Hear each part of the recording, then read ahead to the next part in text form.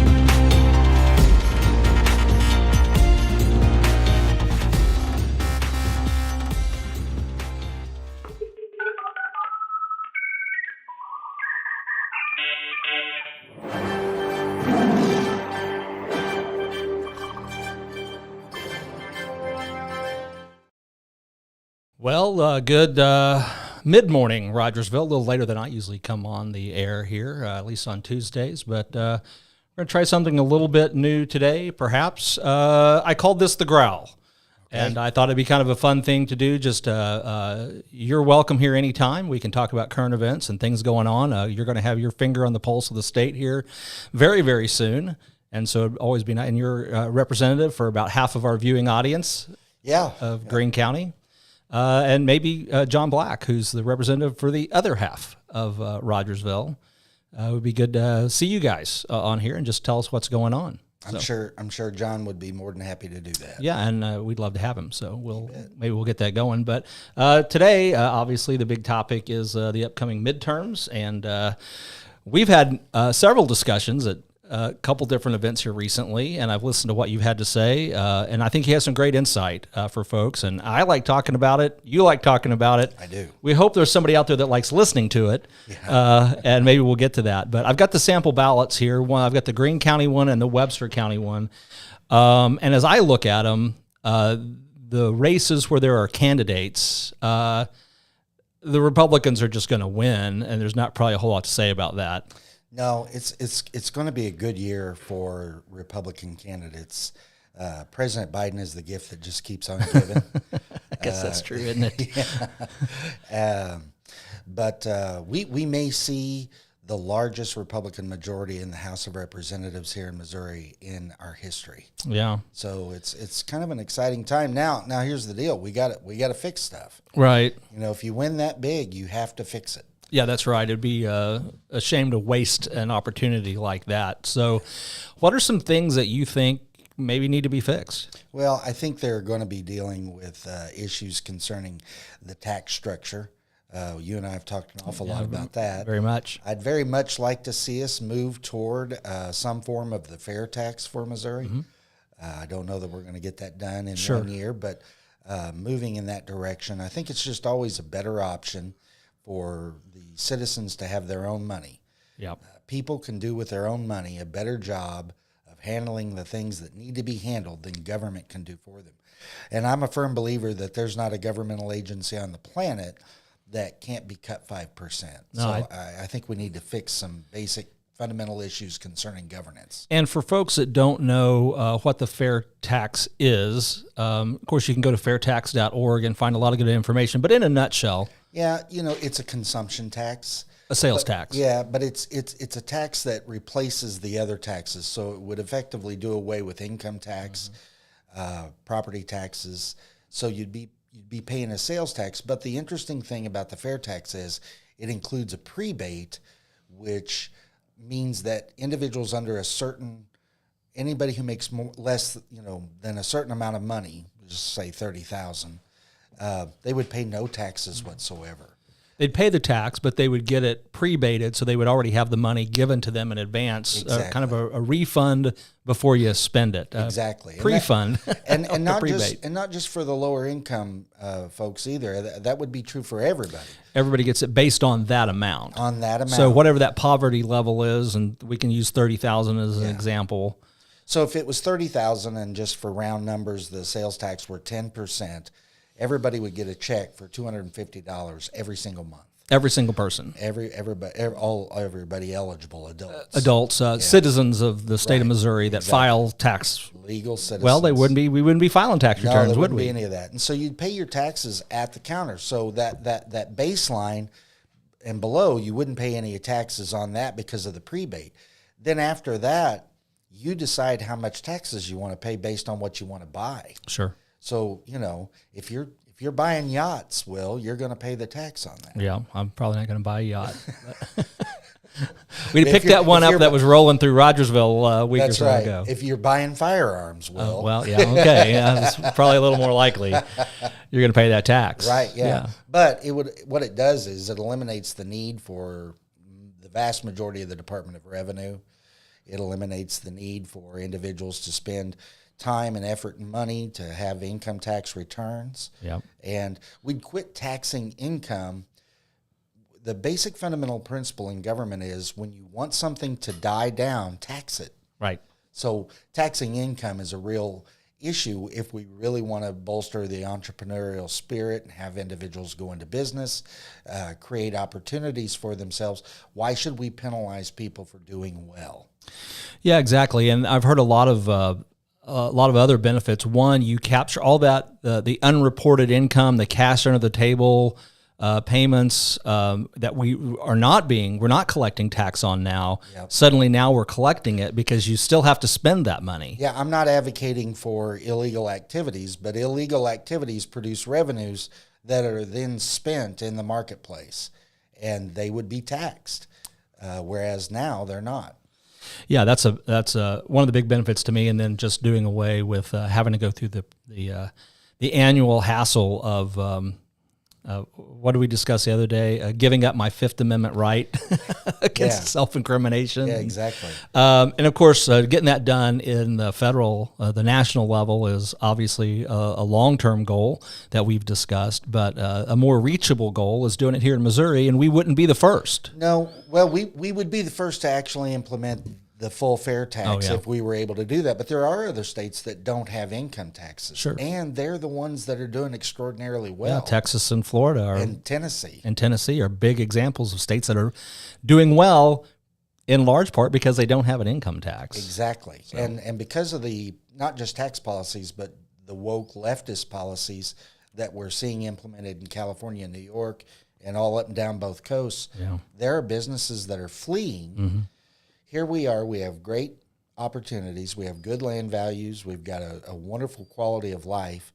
There's no reason some of those businesses couldn't and shouldn't relocate here to Missouri. Yeah, absolutely, and moving to a fair tax would certainly make that more likely. Let's turn to another ballot initiative, some of the local questions here that we're actually going to get to vote on.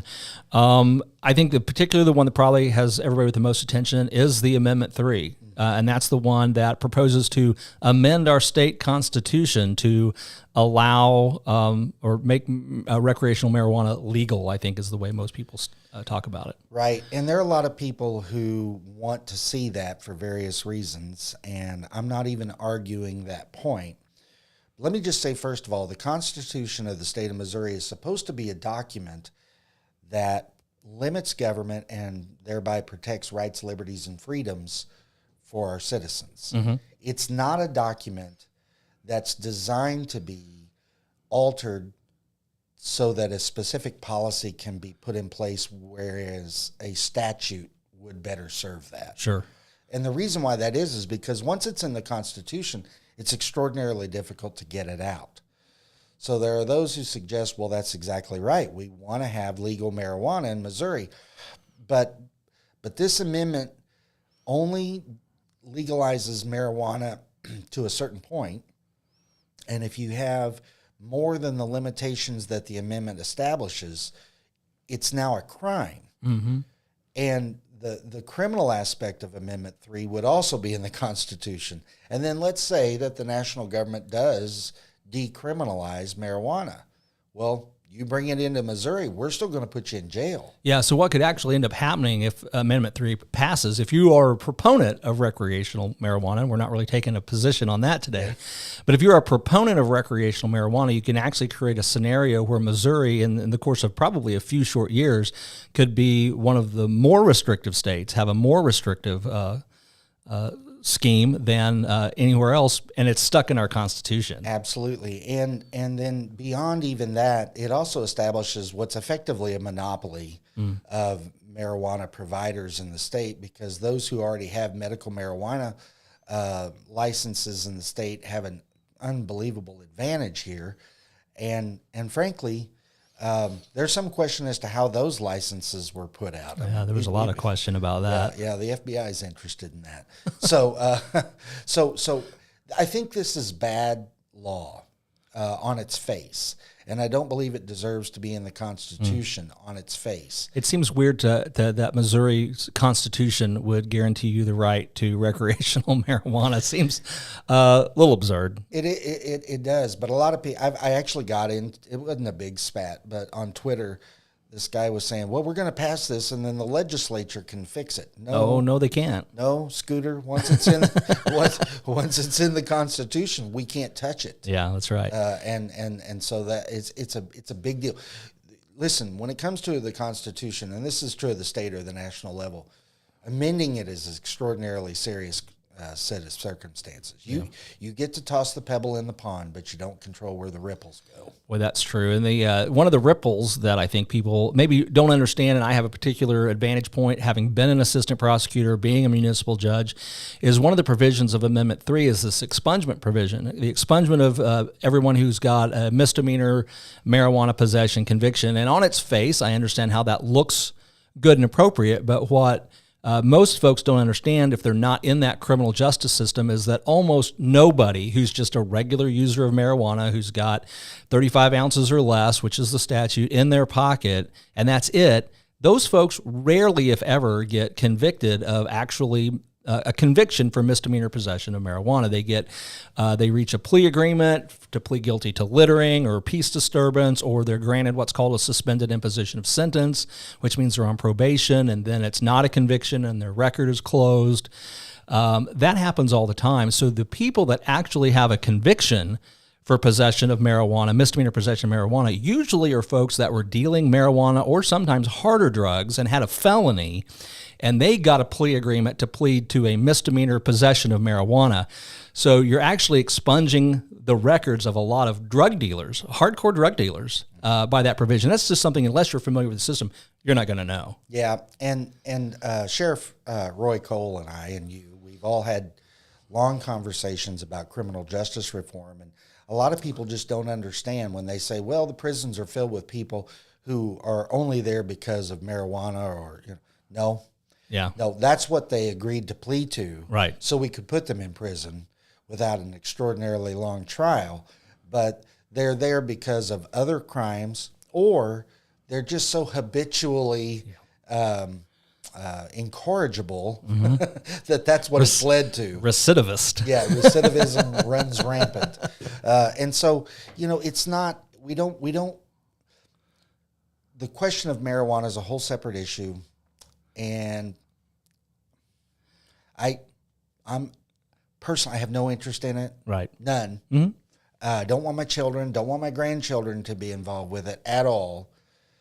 But it needs to be dealt with by the legislature, so that if there's a mistake, you can fix correct it. Yeah. But there are 38 pages of single space print in this amendment that hardly anybody's ever read. So that amendment to the Missouri Constitution would be longer than the entire United States Constitution. Oh, absolutely. Yeah, which is just ridiculous. It is. But anyway, so that's what we think about that. We don't really care about Springfield rezoning. It's not in my district. So yeah, right. That's right. Okay, so here is one that comes up. Amendment 1, that's going to change the investments of the state treasurer. So I don't think a lot of people have any understanding about that, probably don't care, but it might be important. Yeah, so as it is currently, the Constitution limits what the treasurer can invest in, and it's limited essentially to certificates of deposit, which are safe and secure, but they have the lowest one of the lowest return on investment Sure. available. At the time it was written in 1945, there were not other vehicles available. With any safety. Yeah. And when did you say it was written? 1945? Well, 45 is when it went into effect. So, gee, what did people just come through that made them a little skittish about investments? Absolutely. Sure. Absolutely. The Great Depression for our younger viewers that may not remember such a thing. And so they're not going to be investing in Dogecoin or anything like that. But municipal bonds are specifically an investment vehicle that has a higher rate of return on investment than do CDs typically.